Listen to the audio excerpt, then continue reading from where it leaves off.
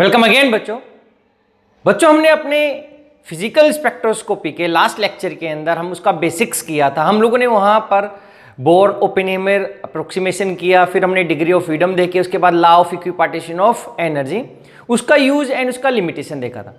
तो आज हम अपने लेक्चर के अंदर अभी विड्थ ऑफ स्पेक्ट्रल लाइंस के कौन कौन से फैक्टर्स होते हैं जिसके ऊपर विड्थ, जो हमारे स्पेक्ट्रल लाइंस में हमें पीक्स मिलती हैं उनकी विड्थ डिपेंड करती है, and second intensity of spectral lines कि कौन कौन से फैक्टर पे हमारी इंटेंसिटी डिपेंड करती है स्पेक्ट्रल लाइंस की, कि वो लाइट मिलेंगी या डार्क मिलेंगी या कैसी हमें नजर आएंगी। तो लेट्स स्टार्ट आवर लेक्चर। तो हमारा टॉपिक है विड्थ ऑफ स्पेक्ट्रल लाइंस। जो ये हमारी जो विड्थ है स्पेक्ट्रल बच्चे, हमारी चाहिए एब्जॉर्प्शन स्पेक्ट्रोस्कोपी हो, एमिशन स्पेक्ट्रोस्कोपी, हमारी कोई भी स्पेक्ट्रोस्कोपी है, तो देखो क्या करते हैं, इसके जो बेसिक प्रिंसिपल था हमारे पास, इसके अंदर क्या हो गया, हमारे पास एक सोर्स ऑफ रेडिएशन होता है, source of radiation, this is the source of radiation. अब इस सोर्स से कोहेरेंट बीम निकालते हैं, या उसको हम बोल सकते हैं कि यहां से जो वेवलेंथ, जो बीम्स निकलती है हमारे पास, उसको हम एक स्लिट से पास करवाते हैं। स्लिट से इसलिए पास करवाते हैं ताकि ये मोनोक्रोमेटिक बन जाए हमारे पास, मोनोक्रोमेटिक। स्लिट से पास करवाने के बाद ये कैसी हो जाती है, मोनोक्रोमेटिक रेडिएशंस। मोनोक्रोमेटिक रेडिएशन का मतलब है कि radiations of only one wavelength, radiations of single wavelength, या हम बोल सकते हैं फ्रीक्वेंसी, और ओब्लिक मैंने लगाया फ्रीक्वेंसी। अब यहां पर इसको हम अपने सैंपल पे इंटरेक्ट करवाते हैं। सैंपल से इंटरेक्ट करने के बाद ये हमारे पास किसके ऊपर चली जाती है, डिटेक्टर के ऊपर। यहां हमारे पास क्या लगा होता है, डिटेक्टर। तो देखो, अगर हमारे पास यहां पर जो सोर्स से आया है, हमने मोनोक्रोमेटिक बीम यहां पे ये स्लिट से पास करवाने के बाद उसको मोनोक्रोमेटिक बना दिया, यानी कि मेरे पास एक ही वेवलेंथ की रेडिएशन आएगी, तो जो ये मॉलिक्यूल होगा वो उसको, जो यहाँ पे एटम मॉलिक्यूल होंगे सैंपल के अंदर, वो उसको एब्जॉर्ब करेंगे। एब्जॉर्ब करने के बाद हमारे पास एब्जॉर्प्शन स्पेक्ट्रा आएगा। अगर वो एमिशन एब्जॉर्ब करके हाइयर एनर्जी स्टेट में चलेंगे, जब वापस से ग्राउंड में आएंगे, तो उसी को उसी जिस एनर्जी की उसने रेडिएशन एब्जॉर्ब किए हैं, उसी एनर्जी की रेडिएशन वो क्या करेगा, एमिट करेगा। तो मेरे पास जो एब्जॉर्ब हो रही है वो सिंगल वेवलेंथ की रेडिएशन ऑब्जर्व हो रही है, और जो एमिट कर रहा है वो भी सिंगल वेवलेंथ या फ्रीक्वेंसी की रेडिएशन ऑब्जर्व है। तो जब हम इसका स्पेक्ट्रा देखते तो हमें ऐसी शार्प लाइन दिखाई देनी थी अलग अलग। फिर वो अलग बात है कि किसकी इंटेंसिटी कितनी होगी, कैसे होगी, तो यहां पर हमारे पास तो अलग अलग रेडिएशंस होनी थी, ये ऐसा मिलना था। लेकिन एक्चुअली में क्या होता है, तो हमें जो ग्राफ मिलता है उसके अंदर ये ऐसा नहीं मिलता, हमें ऐसे विड्थ मिलती है इनकी स्पेक्ट्रल लाइन की, कोई ज्यादा है कोई ज्यादा, इससे विड्थ, यानी कि इनकी जो ये सिंगल दिख रहा है जिसकी कोई विड्थ नहीं है, ऐसा होना था, लेकिन हमें एक्चुअल में ऐसा मिलता है। तो इसकी जो विड्थ हो गई वो क्यों हो गई, तो हम यहां पे सबसे पहले लिख सकते हैं विड्थ ऑफ के अंदर, यहां पे 3 रीजन होते हैं बच्चे। देखो, उन 3 रीजन से पहले हम ये लिखते हैं कि भाई हमें सिंगल मिलना था, तो हम क्या कैसे लिखते हैं, अगर इस पॉइंट को लिखना पड़ता तो हम बोलते हैं generally we used coherent oblique monochromatic radiations for interactions with our sample। अब ये मोनोक्रोमेटिक कोहेरेंट का मतलब ये कि single wavelength, so in the spectrum we should obtain sharp peaks as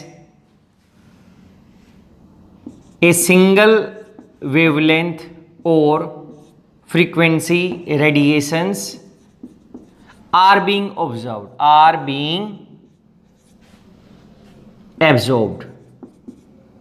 or emitted by sample, but in actual we observed broad peaks। ये हो गया बच्चे, कह रहे कि सिंगल ये हमने क्या किया, क्या तो मोनोक्रोमेटिक या कोहेरेंट बीम मिलेंगे, अगर वो अलग अलग वेवलेंथ की रेडिएशंस हमारे पास यहां से आ रही हैं इस तरीके से, एक ज्यादा वेवलेंथ, एक कम वेवलेंथ और एक उससे भी ज्यादा, तो जब ये स्लिट से पास होगा तो इसके अंदर एक ही वेवलेंथ की पास होगी, हम इसकी जो विड्थ होती है उसको ऐसा एडजस्ट करते हैं कि हमारे पास एक ही पास हो। अब एक ही पास होगी तो मेरे पास एक ही वेवलेंथ की रेडिएशन ऑब्जर्व हो रही, तो हमारे पास उसी की तो क्या आएंगी, एब्जॉर्प्शन स्पेक्ट्रा आना चाहिए था या एमिशन स्पेक्ट्रा।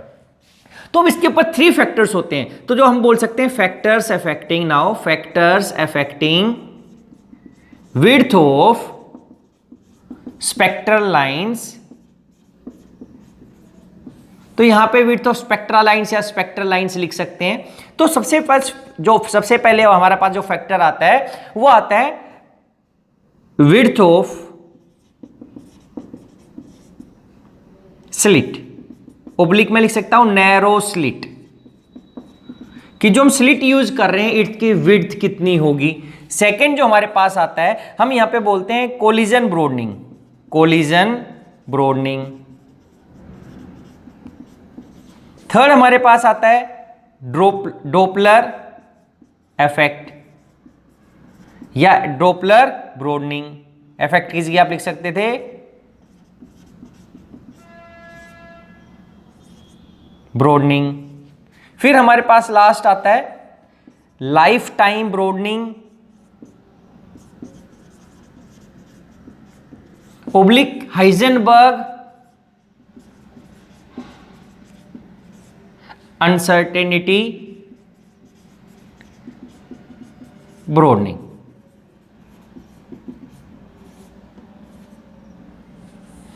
तो कह रहे कि 3 फैक्टर थे हमारे पास जिसकी वजह से हमारे पास क्या होती है, जो विड्थ होती है हाइजेनबर्ग अनसर्टेनिटी, प्रिंसिपल वर्ड लिख देते हैं क्योंकि ये principal broadening.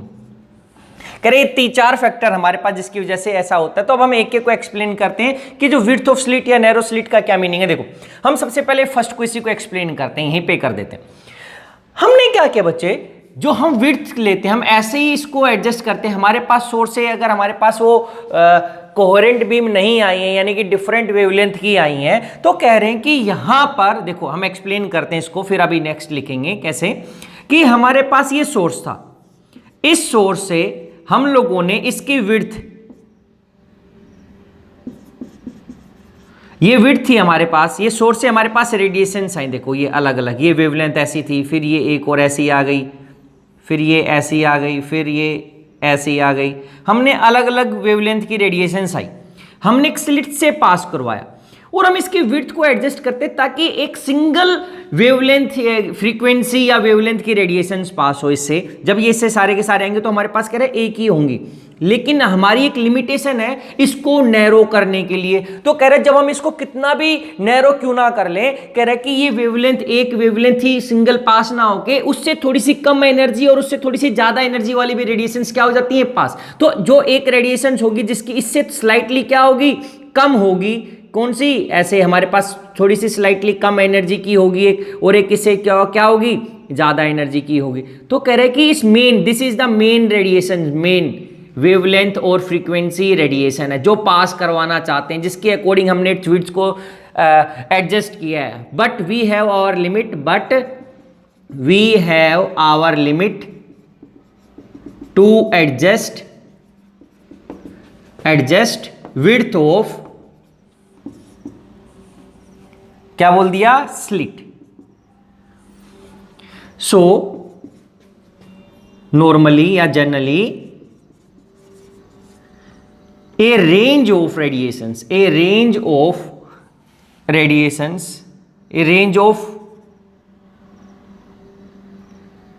wavelength of radiations, oblique या फ्रीक्वेंसी और क्या लिखा है, general, so generally range of frequency और frequency oblique wavelength of radiations pass through the slit along with main wavelength radiations. So अब ये क्या बोल दिया, देखो अब क्या करें कि एक होनी थी लेकिन हम इसको ज्यादा नैरो नहीं कर सकते, हमारी लिमिट है, हमारे जो ये इसको बोलते हैं इंस्ट्रूमेंटल एरर, ये इसको हम दूसरा नाम बोल सकते हैं, this is a type of instrumental instrumental error, कि इसको हम कुछ भी करने से अवॉइड नहीं कर सकते, ये तो हमारे इंस्ट्रूमेंट की ही लिमिटेशन है, हम इसको ज्यादा नैरो नहीं कर सकते, तो क्या वो इसको हम अवॉइड ही नहीं कर सकते, ये तो ऑलवेज आएगा ही आएगा। तो अब क्या हुआ, देखो जब ये आया इंटरेक्ट करेगा तो मेरे पास यहाँ पे जो हमारा सैंपल था उस सैंपल के अंदर बच्चे हमारे जो डिफरेंट मॉलिक्यूल्स थे वहां पर उनकी एनर्जी डिफरेंट थी, तो वो क्या करेंगे, इस वेवलेंथ की रेडिएशंस के साथ साथ इनको भी ऑब्जर्व करेंगे, क्योंकि इसके साइड में ऐसे मॉलिक्यूल होंगे सबकी एनर्जी डिफरेंट है, तो इस वेवलेंथ को तो ऑब्जर्व करेंगे ही करेंगे, लेकिन जो साइड में दूसरे मॉलिक्यूल है जिसकी एनर्जी डिफरेंट स्लाइटली ज्यादा या स्लाइटली कम है तो वो भी इन रेडिएशन को ऑब्जर्व करेंगे। तो इससे ये जो मेन रेडिएशन से इसकी एनर्जी थोड़ी सी कम थी, इसकी थोड़ी सी क्या थी, ज्यादा। तो अब ये अगर मैं वैल्यू बोलते जैसे 20 था तो यहां पर हमारे पास 19.5 वाले को ऑब्जर्व कर लेगा, 99 ये हमारे पास क्या है वो 19.8 वाले को भी ऑब्जर्व करेंगे, 19.9 वाले भी आएंगे रेडिएशंस, फिर 20.1 भी आएगी, 20.2 भी आएगा। तो ये क्या हो गया कि जो 19.9 वाली 8 वाली रेडिएशन थी वो थोड़ी सी कम होंगी बच्चे, ऐसे ये कम हो गई, लेकिन फिर जो 99 पॉइंट वाली थी वो थोड़ी सी और ज्यादा हो जाएंगी ऐसे, क्योंकि फिर ऐसे 20.1 वाली ज्यादा होंगी, फिर हमारे पास 22 पॉइंट अगर 2 बोल दिया एनर्जी की तो ये, तो ओवरऑल हमें जो पीक्स मिलेंगी या इससे आगे वाली वो कम होंगी, या तो हमें ऐसा एक पीक मिलेगी, इसलिए हमारी पीक क्या हो जाती है, ब्रॉड हो जाती है, क्योंकि इससे जितनी मेन मिलेंगी उससे कुछ अमाउंट में ये वाली जाएंगी, कुछ अमाउंट में ये वाली जाएंगी, या उससे भी कम जाएंगे हमारे पास। तो हम क्या बोल दिए, तो हमारे रीजन क्या है, जनरली वी हैव, इसका अगर हम आंसर लिखेंगे तो हम क्या लिखेंगे, in case of narrow slit था विड्थ ऑफ स्लिट के अंदर, generally we have our limit to adjust width of slit, so generally a range of radiations, a range of wavelength of radiation pass through the slit along with main wavelength radiations. So different molecules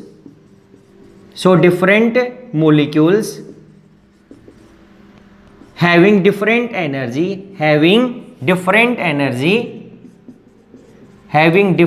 energies will absorb these radiations and hence width of peak increases.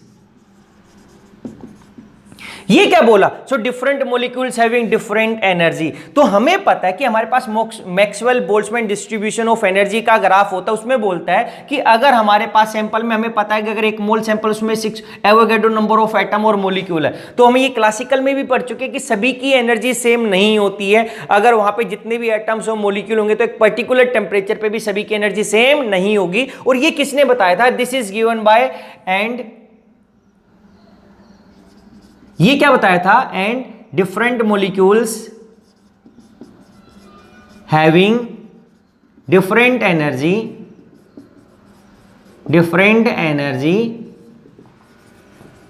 Is given by या is given bye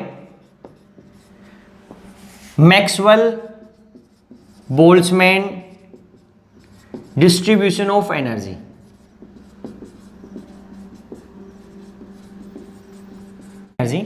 बच्चे यहां पे क्या लिख दिया हमने, and different molecules आएगा यहां पे वर्ड क्या, different molecules having different energy given by. तो यहां पर जिसका ग्राफ आना था हम यहां पे साइड में बना देते हैं, क्या हुआ देखो, ऐसा होता है हमारे पास Maxwell Boltzmann distribution of energy, कि हमारे पास क्या हो गया, यहां पे हमने एनर्जी लिखा एक टाइप से, यहां पे हमने इस तरीके से बना दिया,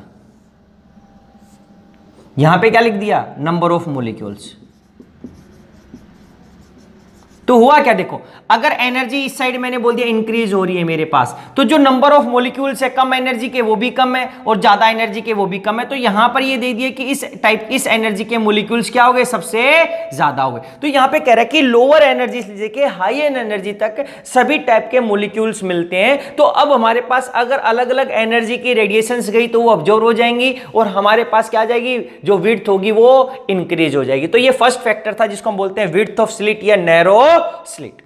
इसके बाद हमारे पास सेकंड आता है कोलिजन ब्रोडनिंग। अब इसको देखते बच्चे, कोलिजन ब्रोडनिंग क्या होता है, कोलिजन ब्रोडनिंग देखो, यानी कि ब्रोडनिंग हो रही है ड्यू टू कोलिजन, तो उसकी कोलिजन की वजह से अगर होगा तो हम बोलेंगे कोलिजन ब्रोडनिंग फैक्टर हो गया। तो हम बोलते हैं this effect this effect is most common या is common in liquids than in gases, या मोस्ट या more common in, this is more common in liquids than in gases. देखो, we know that gaseous and liquid molecules are in state of continuous motion,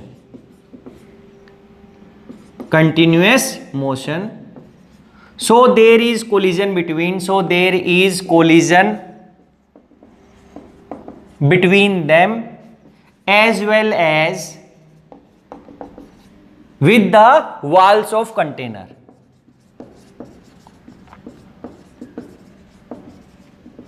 Due to which their energy changes.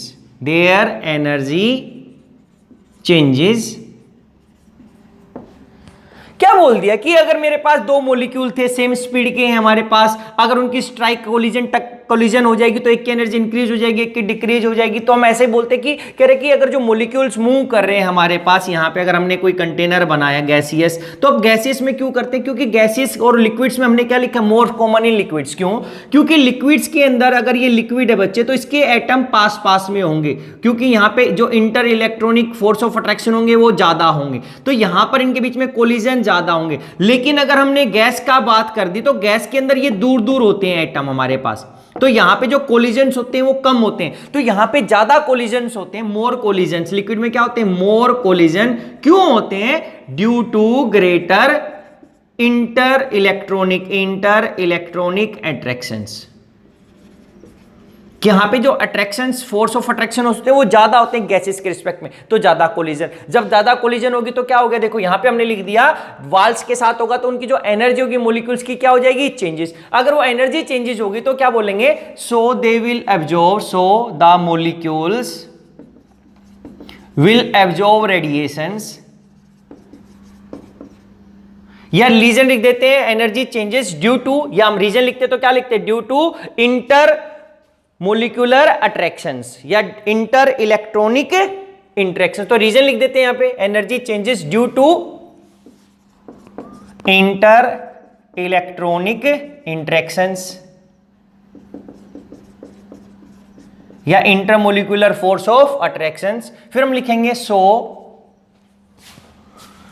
Different molecules will absorb different radiations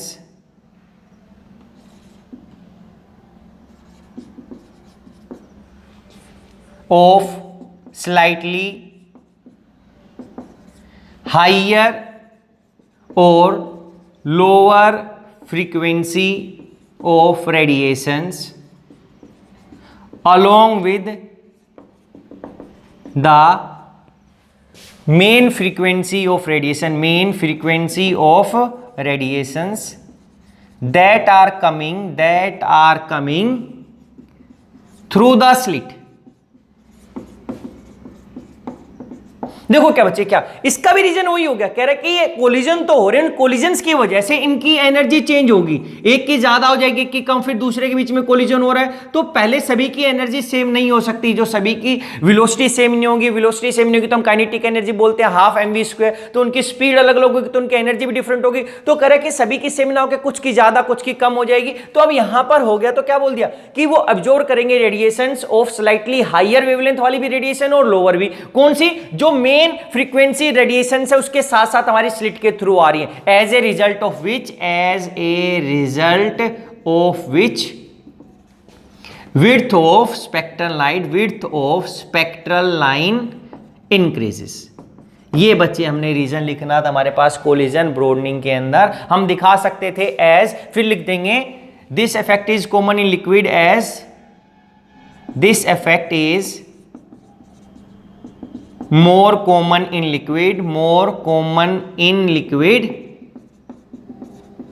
liquids as liquids have greater number of collisions due to greater inter-electronic interactions या attraction due to greater intermolecular force of attractions compared to gases। तो ये हमारे पास second reason था, collision broadening बच्चे। तो आप ये लिखना है और ये हम डायग्राम बना सकते हैं, बता सकते हैं कि इसकी वजह से चेंजेस हो जाएगी, वेलोसिटी चेंज तो उनकी एनर्जी सेम तो बाकी रेडिएशन को भी क्या करेंगे, एब्जॉर्ब करेंगे।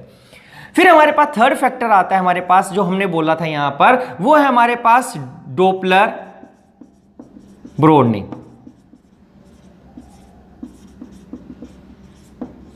देखो ये जो डोपलर ब्रोडनिंग है, ये इसको हम क्या बोलते हैं, कैसे बोल सकते हैं, तो हम बोलते हैं जनरली या this effect is most common, this effect is more common in gases. कह रहा है कि जो कोलिजन ब्रोडनिंग है ये किस में होता है, ये गैसेस में ज्यादा कॉमन है। तो हम यहां पर बोल सकते हैं क्यों, as gases follow Maxwell distribution of velocity. तो सेम क्या बोल रहा है कि यहां पे मेरे पास वेलोसिटी हो गई, जो एनर्जी थी यहां पे वेलोसिटी इंक्रीज हो रही है, यहां पे मेरे पास नंबर ऑफ मॉलिक्यूल्स है, क्या है, नंबर ऑफ मॉलिक्यूल्स। यहां पे फ्रैक्शंस ऑफ मॉलिक्यूल्स लिखते हैं, यहां पे नंबर ऑफ मॉलिक्यूल्स ओब्लिक हम लिख सकते हो fractions of molecule oblique fraction of molecules. तो ये क्या हो गया, ये ऐसे ही इंक्रीज होता है कि कुछ हमारे पास ऐसे होंगे जिनकी वेलोसिटी कम होगी और यहां पर कुछ होंगे जिसकी वेलोसिटी ज्यादा होगी और कुछ की वेलोसिटी ये सबसे ज्यादा होगी। यहां पे वैल्यू हमारे पास कि ज्यादा वेलोसिटी वाले भी जो नंबर ऑफ एटम्स या पार्टिकल्स होंगे कम होंगे और जो कम वेलोसिटी वाले भी हैं वो भी क्या होंगे, कम होंगे। तो क्या लिखा, this effect is most common is gases follow Maxwell distribution of velocity. ऐसा नहीं है कि ये बाकी लिक्विड भी इसको फॉलो करते हैं, गैसेस भी, हमारे पास सॉलिड भी इसको फॉलो करते हैं। तो हमने लिख दिया है, जनरली हमने वैसे लिख दिया भी, gases follow Maxwell distribution of velocity at a given temperature. So at a given temperature different molecules have या एटम्स हैव डिफरेंट एनर्जी। क्या बोला कि किसी भी एक पर्टिकुलर टेम्परेचर पे सभी की एनर्जी क्या होगी, डिफरेंट होगी। So they can absorb radiations of different energy,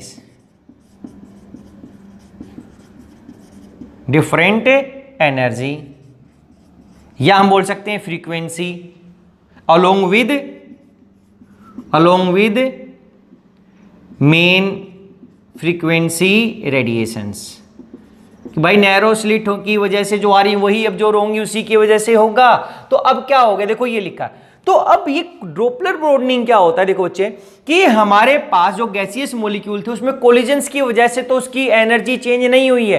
collisions की वजह से, अगर नॉर्मल कोलिजन नहीं है, देखो बच्चे, अगर इसकी स्पीड v है तो ये नॉर्मल गैसेस के अंदर, देखो अगर हम यहां पे इसका डायग्राम बनाए एक टाइप से कि ये हमारे जो गैसियस मॉलिक्यूल था, माना कि सेम टेम्परेचर पे था, अगर सेम टेम्परेचर पे था, किसी भी एक पर्टिकुलर टेम्परेचर T बोल दिया हमने, 200 केल्विन बोल दिया इस तरीके से, तो ये एटम्स मेरे पास हैं, कोई इधर मूव कर रहा है, देखो इधर मूव कर रहा है, कोई इधर मेरे पास मूव कर रहा है, इस टाइप से नीचे मूव कर रहा है, कोई यहां पर मूव कर रहा है। तो नॉर्मली क्या हो गया, अगर ये आपस में नो कोलिजन, इनके बीच में कोई कोलिजन नहीं है, वॉल्स के साथ भी कोलिजन नहीं कर रहे और आपस में भी कोलिजन नहीं कर रहे, क्योंकि इनके बीच में स्पेस डिस्टेंस है, तो कोलिजन्स की टेंडेंसी वो क्या हो जाएगी, कम हो जाएगी। तो कह रहे कि अगर कोई कोलिजन नहीं है तो सभी की जो वेलोसिटी है हमें क्या नजर आएगी, म्यू आएगी। सभी की वेलोसिटी v है तो हमें लगेगा सभी की जो वेलोसिटी वो कितनी है, v।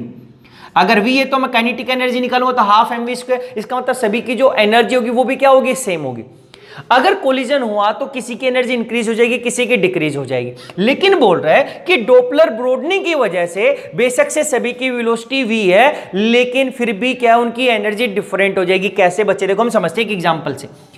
हमने ये सुना है फिजिक्स के अंदर, हम डोपलर ब्रोडनिंग क्या, डोपलर इफेक्ट क्या बोलते हैं। देखो अगर हमारे पास एक साउंड है, हमारे पास कोई एक सिस्टम है जो, या एक हॉर्न है जो साउंड प्रोड्यूस करता है और उसकी फिक्स अमाउंट है कि भाई वो 2 गीगाहर्ट्ज या 5 गीगाहर्ट्ज की साउंड प्रोड्यूस करता है, यानी कि एक हॉर्न आप कहीं पर भी बजाओ तो उसकी जो आवाज आएगी, एक बार बजाए तो भी उतनी आएगी, दोबारा भी आएगी उतना। लेकिन क्या इसका मतलब ये एक किसी भी फ्रीक्वेंसी की रेडिएशंस निकाल रहा है। अब क्या हुआ, अगर आप यहां पे खड़े हो, आप ऑब्जेक्ट हो, यानी कि आप ऑब्जेक्ट हो, या ट्रेन थी, जो ट्रेन का हॉर्न साउंड प्रोड्यूस कर रहा है। देखो जो साउंड प्रोड्यूस करेगा वो तो ऑलवेज इक्वल इंटेंसिटी की करेगा, या उसकी एनर्जी चेंज नहीं होने वाली जो साउंड रेडिएशंस प्रोड्यूस कर रहा है। अब आपको क्या नजर आएगा, अगर ये ट्रेन आपकी तरफ मूव कर रही है, अगर ये ट्रेन आपकी तरफ मूव कर रही है और अब ये साउंड हॉर्न बजा रहा, अगर साउंड प्रोड्यूस कर रही है तो आपको इसकी आवाज ज्यादा सुनाई देगी, इसकी जो आवाज इंटेंसिटी होगी वो ज्यादा होगी आपके कानों के अंदर। लेकिन अगर ये ट्रेन रिवर्स डायरेक्शन में आपसे दूर जा रही है और ये फिर ये साउंड प्रोड्यूस कर रहा है, तो अब जो साउंड की जो इंटेंसिटी होगी वो कैसे होगी, लेस होगी बच्चे,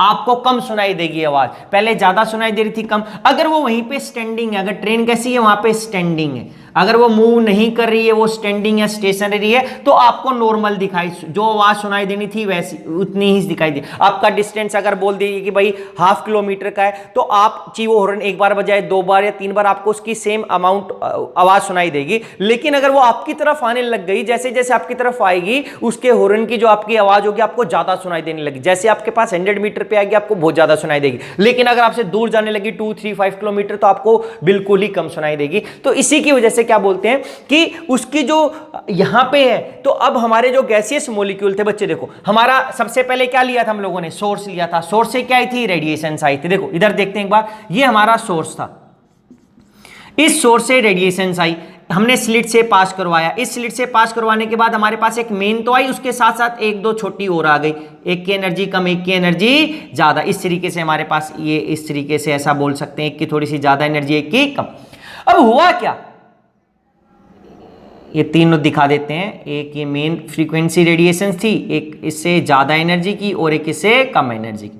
जब आपके पास गैसियस मॉलिक्यूल थे, जब उन मॉलिक्यूल्स के साथ सैंपल के साथ इंटरेक्शन किया, तो ऐसा हो सकता है कि आपका इधर डिटेक्टर था जिसको हम डिटेक्ट कर रहे थे, हमारे पास डिटेक्टर जिनको डिटेक्ट कर रहा था रेडिएशंस। अब ऐसा हो सकता है कि जो आपका गैसियस मॉलिक्यूल है, क्या तो वो आपकी तरफ, डिटेक्टर की तरफ मूव कर रहा हो वेलोसिटी v के साथ, मान लिया उसकी वेलोसिटी v है, या ऐसा हो सकता है कि वो डिटेक्टर से दूर जा रहा हो, या फिर ऐसा हो सकता है कि वो भाई कांस्टेंट डिस्टेंस के ऊपर होगा, कि वो इस तरीके से ऊपर या नीचे जा रहा है। तो 3 चीज होगी, either it will, the particle will move, the atom will move towards the detector, अगर ये टुवर्ड्स करेगा, टुवर्ड्स मूव करेगा, या वो क्या कर सकता है, अवे फ्रॉम द डिटेक्टर, या क्या करेगा, at a constant distance move कर रहा है, उसकी डिस्टेंस चेंज नहीं हो रही है। तो सेम यहां पर वही की चीज हो जाएगी। देखो अगर वो पास करेगा तो ज्यादा, दूर करेगा तो कम, अगर वो एक ही जगह पे होगा तो नॉर्मल। तो यहां पे बोल दिया कि क्या, कि जब ये इंटरेक्शन इसको ऑब्जर्व करेगा, तो अब इसकी वेलोसिटी तो v थी, लेकिन इनकी एनर्जी चेंज हो गई, वेलोसिटी v होते हुए भी क्यों हो गई, ड्यू टू डॉपलर इफेक्ट हो गई। क्या बोला कि जो अब यहां पे ये जो रेडिएशन किस एनर्जी की रेडिएशन एमिट करेगा, तो ये कह रहा है कि इसकी जो फ्रीक्वेंसी हो जाएगी, जो ये देखो हमारे पास जिसकी जो फ्रीक्वेंसी होगी इस एटम मॉलिक्यूल्स की, उसी फ्रीक्वेंसी की रेडिएशन ही एब्जॉर्ब करेगा, यानी कि जिसकी इतनी एनर्जी होगी उसी एनर्जी की रेडिएशन से एब्जॉर्ब करेगा हमारे पास। ये हम फैक्टर भी आगे देखेंगे कि भाई वो मॉलिक्यूल एब्जॉर्ब कब करता है, जब उसका इलेक्ट्रिक कंपोनेंट और जो इलेक्ट्रोमैग्नेटिक रेडिएशंस का इलेक्ट्रॉनिक कंपोनेंट की फ्रीक्वेंसी सेम हो जाती है, तब हमारे पास एब्जॉर्प्शन ऑफ रेडिएशन होता है। ये हम अभी डेप्थ में करने वाले। तो अभी आप सिंपल सा ही समझो कि अगर इनकी फ्रीक्वेंसी सेम हो गई तो हमारे पास एब्जॉर्प्शन ऑफ रेडिएशन होगा, और या इनकी एनर्जी सेम होगी तो ये एब्जॉर्प्शन ऑफ रेडिएशन करेगा, या वो जो रेडिएशन की उसी फ्रीक्वेंसी की रेडिएशन ये क्या करता है, एमिट करता है। तो हम क्या बोलते हैं, देखो if gaseous molecule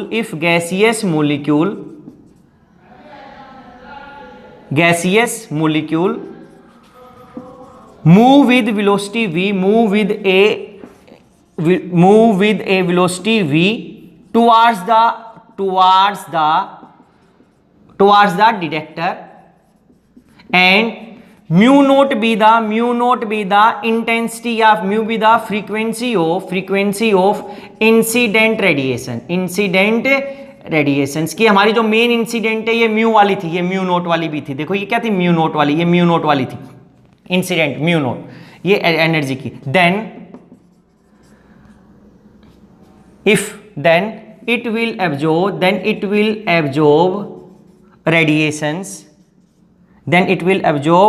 radiations, having energy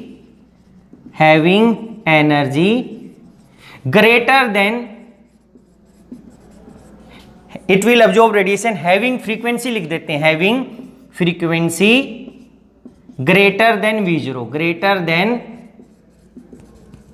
mu naught. क्यों हो गया? क्योंकि ये जो ऑब्जर्व करेगा वो म्यू की करेगा। कौन सी म्यू करेगा? इसमें mu naught plus mu naught into V by C. यहां पे क्या? C speed of light, V क्या? Velocity of molecules. तो कह रहा है कि इस उसकी जो हमारे पास फ्रीक्वेंसी हो जाएगी, मोलिक्यूल की जो एनर्जी हो जाएगी वो इतनी हो जाएगी। देखो तो इस म्यू नोट में कुछ इंक्रीज हो गया, यानी कि वो हायर एनर्जी के रेडिएशंस क्या करेगा?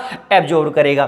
तो अब इसी के बाद हम यहां पे लिख सकते हैं बच्चे ऊपर, if molecule is move away from detector,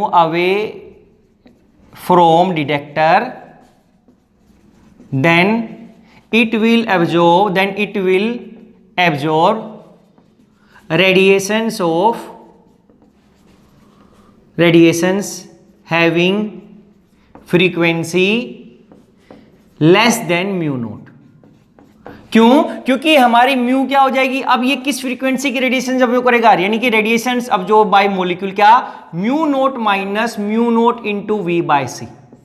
ये हमारे पास हो जाएगा जिस वेलोसिटी से मूव कर रहा है डिवाइडेड बाय सी। तो अब हमारे पास देखो क्या हुआ कि गैसियस मॉलिक्यूल में बच्चे, मॉलिक्यूल सभी की एनर्जी हमने बोले वेलोसिटी वी थी, लेकिन वेलोसिटी वी होते हुए भी उनकी एनर्जी डिफरेंट हो गई ड्यू टू डॉपलर ब्रोडनिंग है, ड्यू टू डॉपलर इफेक्ट। हम जो ब्रोडनिंग तो बोला कि इसकी ब्रोडनिंग होता है, लेकिन इफेक्ट, ये इफेक्ट कौन सा होता है? इसको बोलते हैं डॉपलर इफेक्ट। कि आपकी एक की इंटेंसिटी या फ्रीक्वेंसी बढ़ गई है, दूसरे की क्या हो गई है?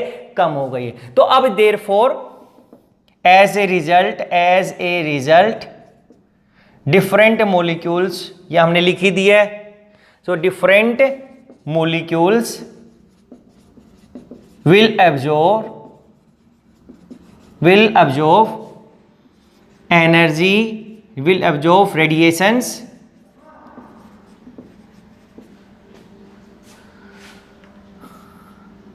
of different frequency along with main frequency radiations, and as